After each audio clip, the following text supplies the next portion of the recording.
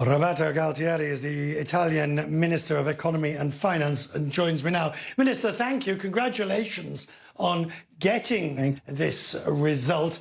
How much, do you know yet how much Italy will be seeking by way of grants and loans from this fund? Yes, we do know.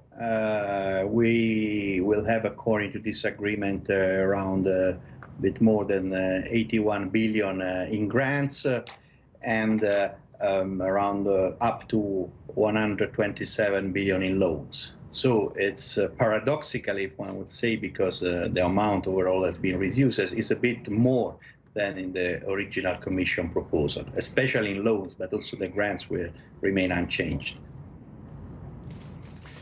Bearing in mind the very difficult time that Italy had at the beginning and the way, the bad blood, if you like, between yourselves and the Commission over that, do you feel resentful at the way this deal finally had to be hammered out against, in the teeth of, the Frugal Four and those other countries?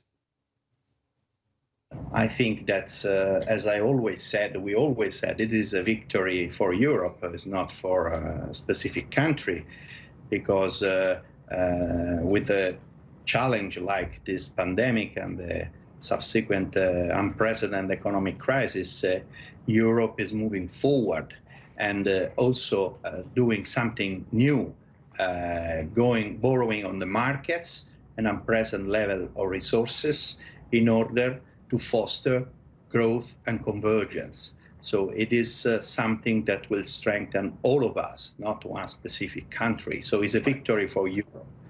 And it was adopted unanimously, so everybody understood that. On the wider question, in our morning meeting when we were talking about it, this idea that mutuality of borrowing will only be done in exceptional circumstances, this is a one-off. Do you believe that? I mean, I can well see that the EU, the Commission, will be borrowing again at the next crisis. They will not necessarily stop here. I think first we don't want to have a next crisis. We have to solve this one, and of course this plan give us the resources to do this jointly, so to be jointly stronger. Then, of course, we are making some step forward also in terms of deepening our economic and monetary union. So it is also something not for the emergency, but for moving forward the process of European integration. But now, for now, what is important, and now I finally made a response to the crisis that was up to the challenge. You know, everyone talks about this being a Hamiltonian moment. Well, that actually, if you go back and look at the Hamilton business, that was actually when they agreed to the mutuality of debt before the Civil War. Now, arguably, the Hamiltonian moment led to a greater federal United States of America. Does this deal take you one step closer to some form of federation?